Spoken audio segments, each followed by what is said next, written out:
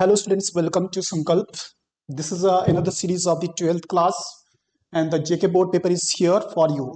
So this is set number Z. So here we are going to solve the answer of the set Z. So सबसे पहले यहाँ पे बात करेंगे हम सेट Z की. तो पहला क्वेश्चन क्या है यहाँ पे, जो पहला क्वेश्चन आया सेट Z का, वो क्या हमारे पास the molarity of 90 gram of water is. So the correct answer for this is, तो इस क्वेश्चन का करेक्ट आंसर क्या आएगा? इसका करेक्ट आंसर आएगा यहाँ पे B part which is equal to 55.5. तो ये आएगी इसकी मोलरिटी. ठीक है, तो इसका राइट आंसर हमारे पास बी था. अब coming to next question. So next question हमारे पास क्वेश्चन नंबर 2 जो है हमारे पास यहाँ पे दिया हुआ है. The depression in freezing point of 1 molar urea, 1 molar glucose and 1 molar NaCl are in the ratio of. So this is again a tricky question. तो इसका आंसर क्या आएगा? ये कॉलिगेटिव प्रॉपर्टी से सॉल्यूशन का पार्ट है. अब देखो यहाँ पे सिंपल सी बात थी, हमारे पास इस क्वेश्चन का आंसर क्या होगा. तो हमारे पास पूछा है 1 मोलर यूरिया, 1 मोलर ग्लूकोज, दोनों के दोनों हमारे पास नॉन इलेक्ट्रोलाइट्स हैं, ब्रेक नहीं करेंगे, तो इसका रेशो क्या रहेगा? 1 पार्टिकल रहेगा. यहाँ पे इसका रेशो क्या रहेगा? 1 रहेगा. और यहाँ पे पूछा है 1 मोलर NaCl, जो टूटेगा हमारे पास, और ये देगा हमारे पास 1 molar Na positive ion plus क्या देगा यहाँ पे 1 मोलर Cl नेगेटिव आइन.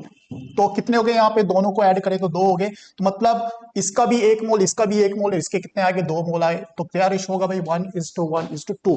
तो आंसर क्या आएगा यहाँ पे? इस पार्ट का आंसर आएगा हमारे पास पार्ट आपका सी. और जिस कैंडिडेट ने ऊपर किया हुआ है उसका आंसर बिल्कुल राइट है. Clear?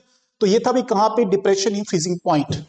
Next, coming to next question, question number 3. तो क्वेश्चन नंबर 3 कहां से है? ये है हमारे पास इलेक्ट्रोकेमिस्ट्री से. अब बात करते हैं यहाँ पे इलेक्ट्रोकेमिस्ट्री की. तो क्वेश्चन कहां से आया? क्वेश्चन आया हमारे पास, टॉपिक क्या है? तो टॉपिक हमारे पास यहाँ पे है आपका इलेक्ट्रोलिटिक सेल. मतलब किसका पार्ट है? इलेक्ट्रोलिसिस का. क्या पूछता है? In electric cell the flow of electron. देखो इलेक्ट्रॉन कहां से फ्लो करते हैं? इलेक्ट्रॉन फ्लो करते हैं एनोड से. कहां की तरफ जाते हैं? कैथोड की तरफ. ठीक है. और इलेक्ट्रॉन फ्लो कैसे करते हैं? तो इलेक्ट्रॉन फ्लो करते हैं वायर के थ्रू. तो वायर कहां लगी होती है? बाहर लगी होती है. ठीक है. तो अगर हम यहाँ पे बात करें तो ये इलेक्ट्रॉन फ्लो कर रहे हैं कहां से? पहला ऑप्शन यहाँ पे बता रहा है cathode anode in a solution. भाई इलेक्ट्रॉन सॉल्यूशन में नहीं करते, सॉल्यूशन में क्या फ्लो करता है? आयंस करते हैं. Cathode to anode through external supply, बिल्कुल गलत है. Cathode to anode through internal supply, ये भी बिल्कुल गलत है. लास्ट ऑप्शन यहाँ पे आ रहा है हमारे पास कहां से? Anode to cathode through external supply. And what is external supply here? The connecting wire. यहां से क्या चलेगा? यहां से इलेक्ट्रॉन चलेगा. हाँ, अगर सोल्यूशन लिखो तो क्या होते हैं? आयंस होते हैं वहां पे. तो अब आयंस का फ्लो होगा. तो इस क्वेश्चन का आंसर क्या आएगा? क्वेश्चन का आंसर आएगा हमारे पास यहाँ पे D part. Coming to next question, we have question number 4. The time required for 100% completion of zero order reaction is. तो इस क्वेश्चन का आंसर क्या होगा? So the question answer is,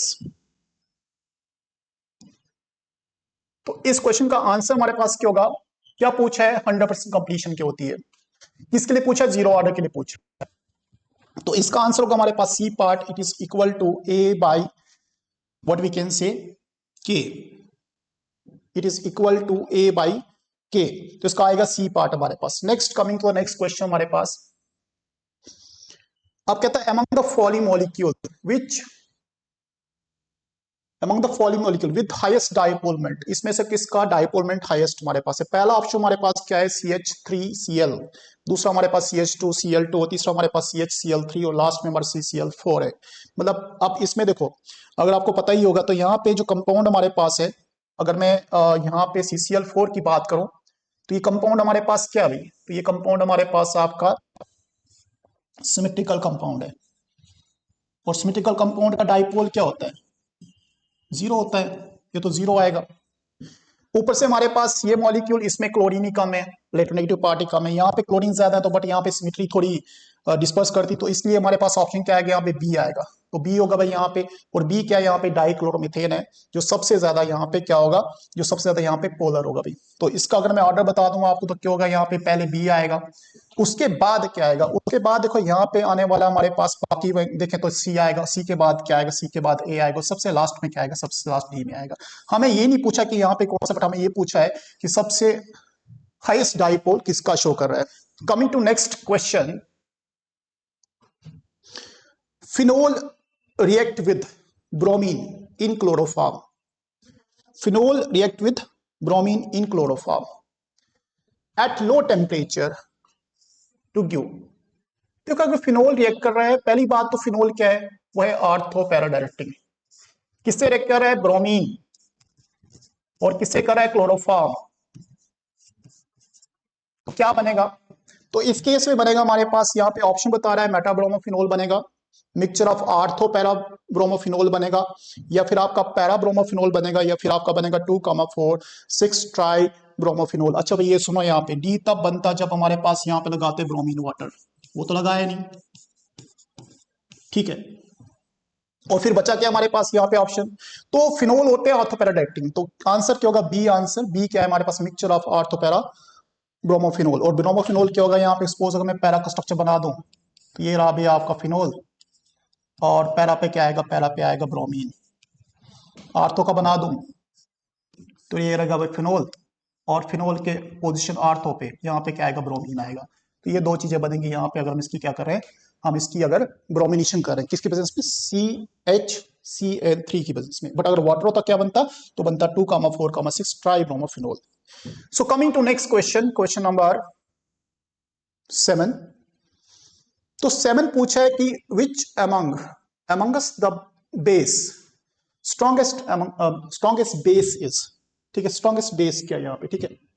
तो देखो स्ट्रॉन्गेस्ट बेस में पहला जो ऑप्शन है वेनिलीन है, दूसरा क्या हमारे पास CH2 double bond CH and CH2 and NH2, तीसरा हमारे पास यहाँ पे भी डबल बॉन्ड है।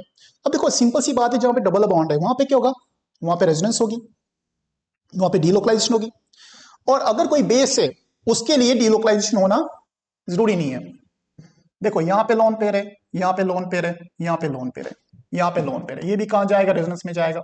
यहाँ पे भी पाई कहीं ना कहीं पाई बॉन्ड है, यहाँ पे भी कहीं ना कहीं पाई बॉन्ड है, तो ये भी पाई बॉन्ड है, इससे भी कम हो जाएगी, ये भी पाई बॉन्ड है, इससे भी कम हो जाएगी, ये भी पाई बॉन्ड है, कम हो जाएगा। सबसे स्ट्रॉन्ग कौन बनेगा, स्ट्रॉन्गेस्ट बेस बनेगी हमारे पास option D. And what is D, it is your propyl amine, it is your propyl amine. तो ऑप्शन इसको होगा डी हमारे पास। Coming to next question, KMnO4, KMnO4 ये क्वेश्चन आया डी ब्लॉक से, और बहुत इंपॉर्टेंट टॉपिक में आया है यहाँ पे। तो कहता है KMnO4 का अगर हीटिंग करें रेड हॉट तो क्या देगा ये।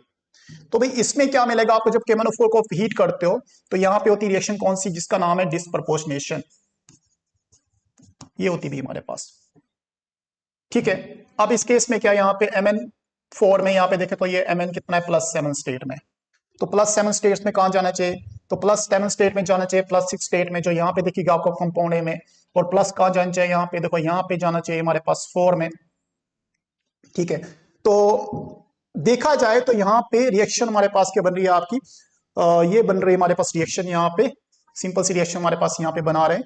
तो ये बनेगा आपका कंपाउंड, यहाँ पे क्या बनेगा, K2MnO4 बनेगा प्लस MnO2 बनेगा प्लस O2 बनेगा, ठीक है। तो थोड़ा सा देखें तो कहीं ना कहीं ये आपका डिस्प्रोपोर्शन जैसी लग रही है हमारे पास। नेक्स्ट आते हैं हमारे पास, तो इसका ऑप्शन क्या होगा, यहाँ पे ऑप्शन होगा हमारे पास 8th part. Coming to next one, कहता nitrogen base that is found in RNA but absent in DNA।